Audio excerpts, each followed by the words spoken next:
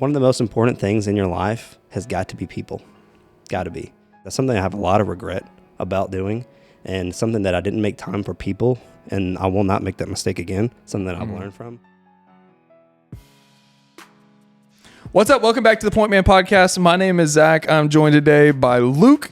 I was out last week. It sounds like y'all had a lot of fun. It was a good time. Luke and Ian held it down. Actually, I don't know what order these are coming out in anymore, so that may be a little inside baseball. I don't. Yeah, it might not be the right episode, but they've seen it. They've seen the episode with them. Actually, I know for a fact that this one is not coming out next because I just uploaded the next one, or I'm working on uploading the next one right now as we just wrapped up an incredible Sunday. Yes, we did. Around the church. Pastor Eddie had an incredible message who we will eventually have him on. Yep. We've talked about it again, and he's going to join us at some point soon. Yep. To sit down and talk bastion of knowledge and understanding of Scripture. So it'll be fun to have him on. But today we're talking about busyness. There's a few things that I talk to people about and that I get these statements about. Drinking is one. Yep. Alcohol. Is alcohol okay? That's a question I get a lot. And I'm too busy to do X is the other thing I hear the most. Pepper those in with a bunch of other men's issues, questions, and you get what we get a lot of times as a part of Pointman and as a part of a men's ministry. But I'm too busy for X is the biggest excuse that I hear all the time from people. And I have to say this, I think it's even more prevalent the younger the person. The older gentleman I talk to, whether their family still is in the house or whether they're running companies or whatever they're doing, they seem to have more time and energy even than the younger families and the younger men that I talk to. Interesting. They seem to run into a wall much quicker. They seem to be unwilling to invest time as freely as previous generations. I think it's an interesting thing going on. Yeah, so when you're talking about like busyness, I'm like, you're talking about older generations maybe have it down better than the new generations. Maybe it's because we're more apt to like be busy, stay busy. But you ask anybody, any man you come into, you're like, hey man, how you doing? I'm like, busy, man. Yeah, that's the first thing you get. Yeah. I'm just busy. So that's something we can dive into today and really discuss, because you're talking about like, let's talk about busyness this week. And I'm like, that's something I need to work on personally for sure. So maybe we can help me out as well as the other men that are listening to this podcast. Yeah, so. I have to say off the front end of this, I am not super sensitive when it comes to people's busyness and their time. I feel like I grew up in a family of people who are just like constantly moving, constantly going. And so like my thought process a lot of times on if things need to get done or if we need to do more things, similar like this podcast, like we make time for it every week, but it's like if we needed to do more, it would be okay, then when can we do it? Like it's not a matter of like, oh, I don't have time to do it. Sure. And I think a lot of times that mentality is gone for a lot of young people, especially for people that are like in our generation and friends of mine and of ours. When I talk to them, it's like, well, no, I've got this to do on Friday. Well, like maybe that moves to Saturday, just an example. But busyness is something that I think we hide behind. It's not something that's actually really an obstacle as much as it's a scapegoat for why we don't want to do something that may make us uncomfortable, may be difficult to do or whatever it may be. Yeah. So there was you talked about this week. I'm like, what do we need to talk about busyness? And I found two spots in the Bible that I feel like really dives deep into busyness and how we can maybe overcome or maybe get through being busy. That's something that do you think that's something that really plagues men in particular about being busy? Like, is it something that maybe distracts them from what they're supposed to be doing? Is that something that you think? So we had Lord's Supper on Wednesday. Yep. And part of that is that reflection that we talked about. Yes. And in that reflection, it's one of the questions is, how are we going to move forward? What are the things we're going to change? What are the things we're going to do? Well, part of that is reestablishing the hierarchy of our life. And so, we like to be busy. We think that busyness is productivity. It's like, I'm working on X, Y, and Z. Is X, Y, and Z important? Like, is that hobby important? Does it matter that you're getting good at golf? I don't play golf, but does it matter that you're getting good at golf? No. Yeah. Are you going to play pro golf? No. Are you going to support your family with golf? No, it's a hobby. You just want to do it for fun. But we as men are very hobby driven. We're very identity, place, and other things driven. And so when we get our identity wrapped up in something in particular, we dive headfirst into it like it's the most important thing on earth. Yeah. Problem is our identity is supposed to be in Christ. Right. If our identity is settled in Christ, then we will dive headfirst into furthering his mission. That's why, like, we ask that question, how are you going to be a part of the next great movement of God? I'm going to serve. I'm going to work. I'm going to help. I'm going to talk. I'm going to do whatever it takes. I'm not going to find excuse for the reason why I don't have time to do those things. I'm going to make the time to do those things. I'm going to make those things important. Yeah. So for me, I struggle with the maybe the mindset of I'm also doing things for the Lord. I can get myself too busy as well. And I feel like that's exactly where Moses is in this story that I'm about to read as well. But I feel like for me, it's also like I'm doing things. I go to church. I'm also serving at church. And then I also do this podcast. And we do small group on Wednesday. So it can kind of build slowly with things that you're always doing and staying busy. But it's something that the Bible talks about for Moses. You ever heard of the Jethro's wise advice? Okay, so I'm gonna go ahead and read it real quick, and we kind of dive deep into it. But Moses, I feel like it's the exact same spot that I've been in, and maybe we can kind of draw some advice from Jethro. So Jethro's, so Moses was married, and his father-in-law was named Jethro. Yeah, so we're getting this advice. Great Southern name for Moses' father-in-law, by the way. Yeah, it's pretty cool. It's like where they get that from. Like they got to get it from the Bible, right? Yeah. Back in the day. But anyway, it's Exodus 18, and I'm gonna start at verse 13. I'm kind of working my way through 18, so it's gonna be a little bit of a reading. So bear with me. Usually we'll mess these up. It's kind of our thing. So. The next day, Moses took his seat to hear the people's disputes against each other. They waited before him all morning until evening. A little bit of backstory is Moses just got the people out of, well, with God's help, out of bondage in Israel. Not Israel, Egypt, sorry. And then so they were traveling, and Moses was kind of taking over everything. So he was like doing way more than he was supposed to do. Yeah, he's like the judge, jury, executioner, president, and servant all at the same time. He was literally doing everything. And his father-in-law comes and says, dude, you're doing way too much. So that's kind of what he's talking about in the next verse. When Moses and father-in-law saw all that Moses was doing, the people asked, what are you really accomplishing here? Why are you trying to do all of this alone while everyone stands around from morning until evening? Moses replied, because the people come to me for a ruling from God. When a dispute arises, they come to me, and I am the one who settles the case between the quarreling parties. I inform the people of God's decrees and give them his instructions. This is not good, Moses' father-in-law exclaimed. You are going to wear yourself out and the people too. This job is too heavy and burden for you to handle all by yourself. Yeah, so this is like the first time we see elders of the church get established too. It's where the term elder actually comes from. So if you continued reading from there, this is where the original elders of the church are established, and literally that term that's used there is just meant to mean old men that people know. So it's like popular old dudes. That's where that idea comes from. We've made it so much bigger than that. But that's what it was. It was people that the community trusted, that they knew, and that knew them, and that were of age and could, give sage advice to those who come before Moses. And then it goes on to say that Moses will continue to essentially adjudicate all of the major issues. Yes, he's the very top. Right. Yeah. So the things that continue to move up. Yeah, it's a great example of in Scripture showing you that you cannot disciple everyone on your own. You cannot reach everyone on your own.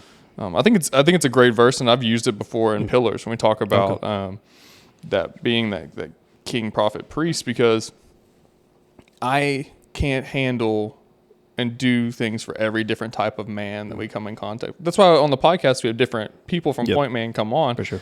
There's no notoriety in any of us. Yeah. It's really just so that people can get a different perspective from a different person in a different stage of life inside of these conversations. And that's what's happening here. It's like, okay, we can't handle everything. Nope. We're just going to be so bogged down. We're going to constantly be churning, and we're never going to move forward in any sort of facet. But if we can expand the reach, if we can expand the number of people who can make decisions and can do these things. I'm losing my word. I've been trying to think of it the whole time I've been talking. Well, I was just going to say, we do this a lot in the military as well. You have a chain of command. Literally, you have a chain of command. Yeah. So we talk about like person at the top making all the decisions, and then that funnels down to another person who's making decisions for that group of people, and further and so on and so on. Exactly how it lines out. If you read a little bit further down, he talks about like You're going to put a person in front of 1,000 people, somebody ahead of 50 people, and somebody ahead of 10 people. It's the same thing we can do in our lives as well. Where it's like we try to take care of all of those people or whatever circumstances you have going on in your life. You're going to wear yourself out, and you're going to wear whatever you're doing out as well. Maybe just trying to find a couple of men or a couple of people that you can kind of lean on and help you out in those situations, and not try to finish everything and do everything by yourself. I don't know if you found the word you were looking for there. No, I'm sorry. I was listening to you. I was trying not to think like what I was going to say. What's the word when you share responsibility? You give someone else what? Delegation. Thank you. Golly, that was not coming. I was really thinking it was a word with a T for some reason. Delegate. You delegate responsibilities. I mean, that's essentially what's happening here. Yes, but it's also a good example for people who are trying to serve and trying to grow, and they look around and they're like, I'm not doing this in front of 50,000 people. Yep. I'm doing it in front of 5. Well, you have the ability to deeply impact 5 people. That person who has 50,000 people, it's funneling to you in some capacity. Like the people are coming and they need to be discipled first. The rule is essentially like you can pastor 100 people. It's kind of the general rule of thumb. Yeah. And so it takes all of these extra people, extra elders to serve in this community of faith. It wasn't a church, quote unquote. I do have a story for that as well. So my supervisor was doing this. He was taking care of all of us. There was a group, there's like 10 of us in my shop, but he was taking care of everything. And he deployed and like, hey, Luke, you're going to be in charge. Phillips, whatever. You're going to be in charge. And like, so during drill, all my airmen would come in and every one of them would pepper me with questions the whole time. And I felt like I was exactly like strung out because I was just like answering questions from the moment I got there to the moment I left. Brain just fried. And then after drill, I'm like, what am I doing? Like somebody was like, you don't have like a chain of command in your shop? I'm like, that is the first thing I'm going to establish as soon as I get back to next drill. It's like, you guys are coming in. You're going to talk to the people that are below me, and then the people that are below you. So ask those questions up. And so I'm not just getting hit with all of these questions when you guys could clearly handle it and take care of it. I don't know if that's a practical, something that the Pointman could use in their lives, but what do you think about So I think, no, I don't know necessarily, because most people in their life don't need a chain of command. No. But I do think that the principle stands in what's important to handle. We're talking about busyness. We're talking about the idea of being like overwhelmed by the things you've got going on. Yeah. So you're not going to be able a lot of times in your life to offset with someone else taking over part of your responsibility. You still have your responsibility you have to handle. But it's taking the time to make sure what's important. I think that we far too frequently don't look at what's important in our life to understand where we need to be investing our time and energy. So in this case, he's trying to do everything for everyone. Yep. And so he's essentially getting nothing done. Nothing. Because you can't. You don't have enough time in the day. And he's human. Right. Just like you and I. I mean, we think of him highly. But in our daily life, like, okay, where are the most important things? Well, okay, my family. I got to take care of my family, my faith, my health. Yep. Like these things are vitally important. Yep. Outside of that, these things don't matter so much. No. But we'll get really bogged down with like these hobbies, like, oh, I want to do X, Y, and Z. I'm going to spend all my time and I am a victim of this, man. I was going to say, you're preaching to me too, man. I'm a victim I get wrapped up in it as well. So because I can get in a hobby and I can get in it deep. Yep. And so I've in my life tried to get rid of most of the things I would have considered hobbies. I still like to do them. Yeah. I still will go do them, but I also try not to put so much importance on things outside of first my faith, second my family, and then third like my health and my wellness and our finances and like the things that keep our family moving forward. Yeah, sure. But things that weren't like I used to love to play disc golf, and I would go every single day. Yep. I would go out and I would play at least 18 holes, maybe more, and we would practice and we would putt and we would do everything all the time, always practice. I was there with you some of those days. Yeah, so, and I mean it was like a job almost a week because it was something else we were focused on. I wanted to be good at this thing. Fitness was the same way for a long time. It wasn't about health. It was like I need to do this bigger, faster, stronger, quicker, more frequently than everybody else I know. But that's not part of our life. That's not what's important. Can you do all people have to have the same hierarchy? No. Some people are not going to have family. Some people are not going to serve in the same capacity and the same frequency. You have more time to do those things. Yep. But if in your life it's important, you got to get rid of some of the other stuff that you're doing to make way for the things that are important. Yeah, for sure. And you were talking about today, like coming up here, I'm like, you need to come to the Pointman podcast today. And like, I know it's coming, and I put it on my schedule because it's important for me to come out and do it. But like this weekend, I'm busy. Yeah. You know what I'm saying? Like, we had like 3 things going on yesterday. Today, this afternoon, we have something going on. Tomorrow, I'm off work, and we have things we're doing then as well. Like, it's all booked up. So it's like, I don't know if there's like a way or a remedy or something that we can like dive deep into about like, don't fill your calendar up. Maybe leave yourself a little slack somewhere in your calendar. I think that's a good spot. For practical reasons, I have times in my week that are locked away for certain things. So like Wednesday night, nobody schedules anything in my life on Wednesday night. We have Pointman 3 times a year for a month. Those Wednesdays I'm out. I'm not doing anything. Right.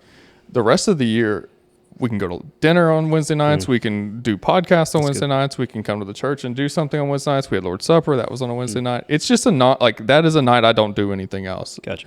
And so it's a night if I don't have anything, which is rare, I catch up on other stuff that I needed to get done, but that time is still set aside. Sunday afternoons is another because we have pillars most of the year. We have podcasts on Sunday afternoons. We do different things. I don't do anything. There's not like, when I set my schedule for the week, I know that I can't do anything from 8 to 2 on Sunday. I can't do anything at all on Wednesday. Like that's a day completely off from everything except for work and whatever I'm doing for the church. So setting limits. I think just knowing, like, just being honest with yourself, like to say like, oh, I want to do this. You can't. Like, I want to be the best water ski jumper in the world. Like, you're not going to and get everything else done in your life. It's just not going to happen. Like, let's just be honest with ourselves first off, that's just not in the cards for you.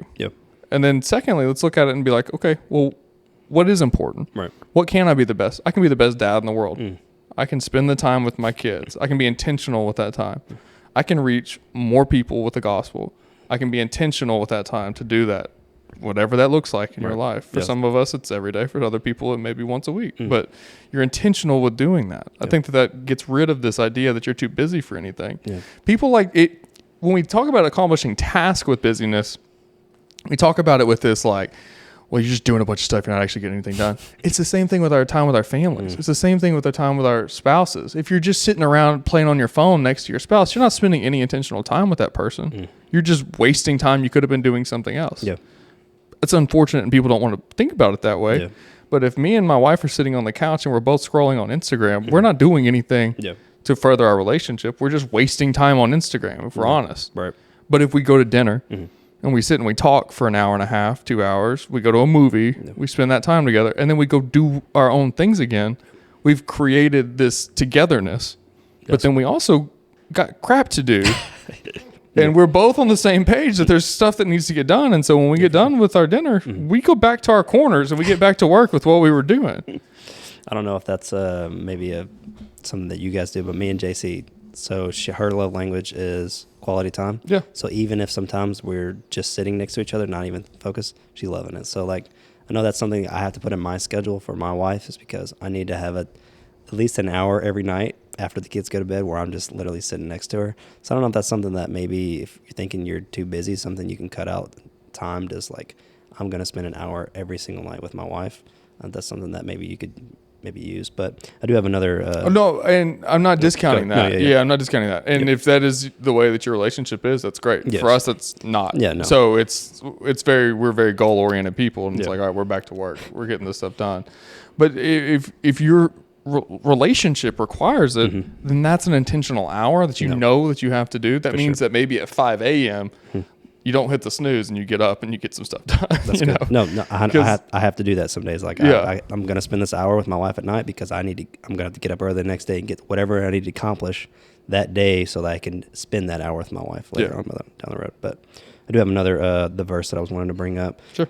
Sometimes I feel like when you get too busy and you kind of get overwhelmed, you're not asking for God to help you out and to give you that space. And I don't know if a lot of guys out there don't know. If you're not reading your Bible, you're not going to know. I didn't know this at certain points in my life, but like there's a couple of different books in the Bible where they talk about the same stuff, not just the Gospels, but like Old Testament as well. So like Chronicles will have some of the stuff that Numbers has. Numbers has some of the stuff that Deuteronomy has. Like some of the stories are in the same different books, just told from different points of view.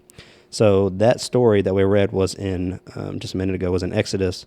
Numbers also brings up the same topic, and it's told from maybe a little bit more personal point of view. So, well, the Old Testament books are not all separate, right? They're just different ways of expressing same timeline. Well, it's just like I feel like sometimes in my life I didn't know when I was reading the Bible, like I did not just read this story, but you read the book earlier. So that's anyway. I'm just gonna. It's the same spot in Exodus, but it's in Numbers, and I'm about to read. It's Numbers 11, 10 through 15, and then verse 17 as well. So Moses heard all the families standing in the doorways of their tents whining at the Lord. So this part's kind of funny to me when I read it earlier. The Lord became very angry. Moses was also aggravated, and Moses said to the Lord. So I feel like this is kind of the point that I'm making is like you need to ask the Lord for help, but Moses says it in a very funny way to me. I laughed at when I heard it, but it says, and Moses said to the Lord, why are you treating me, your servant, so harshly? Have mercy on me. What did I do to deserve the burden of all these people? Did I give birth to them? Did I bring them into the world? Why did you tell me to carry them in my arms like a mother carries a nursing baby? How can I carry them into the land you swore to give their ancestors? Where am I supposed to get the meat for all these people? They keep whining to me saying, give us meat to eat. I can't carry all these people by myself. The load is far too heavy. And then he says, if this is how you intend to treat me, just go ahead and kill me and do me a favor and spare me of this misery. It's like, well, exactly. I got to work hard. Right, exactly. So, but I think Moses, the main point I feel like we're supposed to get from that is Moses asked God for help. He did it in like, maybe like a whiny way. It says like he's actually crying out to the Lord. I feel like it's something we can glean from is like Moses even was like too burdened and then he asked God for help. And so if you read down to verse 17 to kind of finish the story out, it says, I will come down and talk to you there. I will take some of my spirit that is upon you, and I will put the spirit upon them also. And they will bear the burden of the people along with you so that you will not have to carry it alone. So I was going to say, like, God, you ask God, and God's heard his prayer of asking for help, and he uses that, and he gives the Holy Spirit that was just upon Moses to the other men to help him out along with that. Something that we can, like, sometimes we just get so bogged down with, like, I need to handle all this business. And, like, are you actually asking God to help you out? Because he will help you out. He helped Moses out. I think that God will help equip us to accomplish the task that he has set out for us. Yeah. That doesn't mean that we don't have to get rid of some other baggage in our life, but it's amazing to me the time that, like, I feel like I'm tapped. Like I'm tapped out of work. I'm tapped out of family. I'm tapped out on life. I'm just tapped out of energy. I'm tired. But we'll need to do something for him. We'll need to do something to help reach someone else. Yep. The energy comes. Like the time comes. The resources come together for it a lot of times. And it's not without work. It's not without us putting in the effort to make it happen. But the podcast is a good example of that. It somehow has worked every week since it started. Somehow. And people with talent have come out to help make it happen and make it work. Where's that come from? When we started, we could have spent all our time trying to figure out how to make it happen. Yeah. But we were just diligent to do what we thought God was telling us to do by starting it. Yes.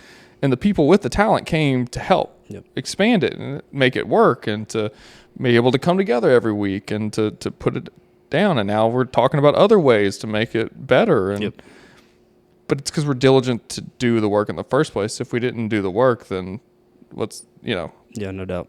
And it's not selfish. No. There's no selfish. And you at some point probably personally asked God for help to help you with the podcast. I mean, all the time. Yeah, exactly. Yeah. It's one of the prayer. It's essentially the prayer every week when we start this. Right. Before we start, it's like, hey, for you. Yes. Like, let's help us. Give us the word. Give us the clear mind, the thought processes to glorify you through this and to reach the people it's meant to reach. Yep. It's literally what we do every week, essentially. That's good. I feel like maybe I think God was even like not really. He was a little upset that Moses was like kind of like, it's just funny. Like he was like, why don't you just go ahead and kill me instead? But like we can kind of do the same thing as like when we're burdened, like God help me out. I got too much going on. Please help me out. And I feel like he'll reach down and help you out, whatever that need to be, sending somebody in your life to help you or opening up a space in your life, and you just take advantage of it when God helps you out. Was kind of what I was going to say. Yeah. So just a couple things on this. Sure. I think that for guys, one, think practically about your life. Yep. Let's sit down and write down the things you do in a day. For 24 hours, 48 hours, just write down everything you do. So you can see where you're spending your actual time, where you're spending your energy. No, that's good. Yeah. And then let's see what can get thrown out. Are you just waiting in line at Starbucks for 20 minutes? You know, like, what is it that you're wasting your time? You're so busy. How many hours were you on your phone or on TV? Yep. But let's sit down. Let's break down actually what we're doing in a day, and let's see where we can make changes. Let's see where the hierarchy of our life works out too, though. That'll show us where we're spending our time and energy and where we're not, where we're not investing in our faith and in our family and in our future, our health and whatever. To understand you personally, understand your limits. So, like, if you have to have 8 hours of sleep every single night, like, then you have an 8 hour block that's non-negotiable. Yep. I mean, that's part of your life. You can't get around that. So that means you have to build around that. So if it means that you don't go to the gym at 4 p.m. because you need to spend that time with your children after school, you go at 5 a.m., then that means you go to bed at 8 p.m.? Early, yeah. But you have to do it. Yeah. So, like, Sure. be honest. Yeah. Don't think that you're going to get by with not doing the things that you have to do, but know your boundaries and know your limitations. Like, if you're not someone who can work 60 hours a week, you're not going to. Yeah, for sure. You're going to fail at all of it. You're talking about boundaries. The first thing that comes to my mind, you're like, I need to set up a couple boundaries, is like when Jesus was teaching, whenever he was in his ministry time on earth, like every once in a while he would get around so many people and just be so busy, but he would go away by himself for a little while just to be by himself and talk to God. I know he's like set some own time away from just the busyness of his disciples and all the people that were coming to him trying to get healed. And just like, I could definitely tell, like, I mean, even like in your life where you have so much going on, like just to get that, like, take it like a mini vacation or like take some time every day, just a little bit of time to get away from everything that's causing you so much stress. I feel like in the mornings is kind of my time that I like to do it. I like to get up an hour before I need to leave the house.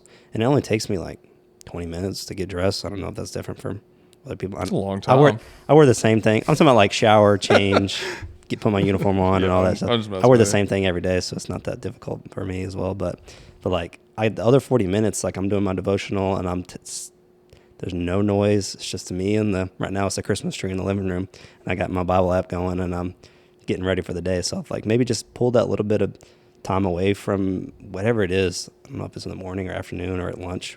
Just get yourself alone with God. And I feel like that's a good separator from being busy, because you're going to make your day a little bit more useful if you're spending it with God. Yeah. And I think that's it's not a thing you're just accomplishing. Yeah. Like, you're spending dedicated time. It's an actual part of your day that sets up the rest of your day. Yes. So making sure, and looking at the hierarchy, and that's kind of what we're talking about there. It's like, hey, that's got to be important. That's got to be one of the top things on your list. You can't neglect that just because you feel like work is stressful and long and you're tired. Like, you got to focus. Your faith is the utmost importance. If you're not set right in that realm, then the realm of your family is going to be out of whack. The realm of your business is going to be out of whack, out of your hobbies. All of these things are going to be out of whack, and you're not going to find yourself in a happy place if you haven't set your sight on what's important in the first place. Yeah, being busy for no reason. There's no point of your busyness. No. Just be busy just to be busy. Yeah, makes no sense. All right. That's what we got on busyness, I think. Okay. I do have another point, but we can wrap. Go for it. All right, so this is the second verse, the second story. Jesus comes to the house of Mary and Martha, and this is chapter 10, verse 38. As Jesus and the disciples continued on their way to Jerusalem, they came to a certain village where a woman named Martha welcomed him into her home. Her sister Mary sat on the Lord's feet, listening to what he taught. But Martha was distracted by the big dinner she was preparing. Busyness. Yep. She came to Jesus and said, "Lord, doesn't it seem unfair for you to let my sister sit there while I do all the work? Tell her to come and help me." The Lord said to her, "Dear Martha, you are worried and upset over all these details. There is only one thing that you need to be concerned about, Mary, and Mary has discovered it. It will not be taken away from her." One of the most important things in your life has got to be people. Got to be. The details and the busyness and the things that you surround yourself with are not the most busy thing in your life. This is like hit me really, really hard a certain point in my life, my grandfather actually was nearing the end of his life. You don't know when people are going to pass away, so it's not something that you can like plan for or think about. But he actually came to my house when we were remodeling it, and he came over and like we were doing the trim on the house at whatever point, and like he was in a wheelchair and wasn't doing that great, and he came over and he wanted to see the house, and we were like, okay, come see the house real quick, and I kind of like rushed him through it, and like. In reality, was the trim that important to like rush my grandfather in some of the last moments of his life to like go out and do the trim? And I feel like that's something I have a lot of regret about doing, and something that I didn't make time for people, and I will not make that mistake again. Something that I've learned from. But I feel like that same exact story about where Martha was mad at Jesus about not telling Mary to hang out with him, somebody should have been telling me, you need to hang out with your grandpa, because you might not get this opportunity again. And Jesus died like pretty soon after that story. I mean, he only did his ministry for 3 years. And so I feel like there's a point in your life where you need to put people first over things and not the other way around, because something that I had to learn myself, and it was really tough for me to kind of swallow, and that I learned from it a lot though. But same thing with Jesus and Martha and Mary. Yeah, people, that's a powerful point to take from that. I think too, and I get that story though, I think about very literally that this is Jesus, and that she's prepping for this meal for him in his honor, essentially. But her sister is just worshiping him, and it's just at his feet in that moment. And we get wrapped up in like the X's and O's of operating our faith. But at some point, we just have to stop and to worship him too. People. Spend the intentional time with people. People are so important. Experiences are so important. Things are very minor in the grand scheme of things. Our houses don't really matter that much as long as the walls stay up and the rain stays out. I mean, God's gonna give you a new house anyway. Yeah, so. But but to get bogged down into the minutia of how and why and what and all these things when it comes to worshiping Jesus. But the other side of that is just do it. Just spend the time. Quit worrying about which Bible you have, which Bible study you have. If you're not doing anything, it's all irrelevant. But if you start somewhere, if you just get moving forward, if you sit down and open the Word and start reading it, and you start praying and you start spending that time, start. Like make it an important part. You're not too busy. The underlying truth of this entire conversation is the fact that we are kind of just wimpy when it comes to using our time. No doubt. We just are kind of soft in the fact that like, hey, you're not going to get to do everything you want to do. Some things are important. Some things you have to do. You got to do them. Hey, you also may not get to sleep as much as you think you need. You're not going to get to watch that movie. You're not going to get to see that TV show right now. You're not going to get to go with your friends to do this thing. Sometimes you have to make sacrifices on your time. That's part of the worship. It's literally part of what it means to, when we think of worship as the music, but part of the worship is like you're putting God in front of everything. You're glorifying him over all things in your life, and you're worshiping him in that way. That this is part of that. You're not too busy for him. You're not too busy for your family. You're not too busy for, if you are, you're doing the wrong thing. If you are, you need to stop what you're doing. You need to change the way that you're living your life. You need to change the hierarchy of your life. You need to get out of this cycle that you're in because it's unhealthy. It's unhealthy in all aspects. People is huge though. That hits as I have aging grandparents, and it's like, you know. There's a podcast that I don't really recommend, but I used to listen to all the time, The Minimalist. I don't know if I've seen it. I've actually never watched it. They have this story. They actually do have pastors on there for every now and then. Anyway, they're a little interesting. I wouldn't know.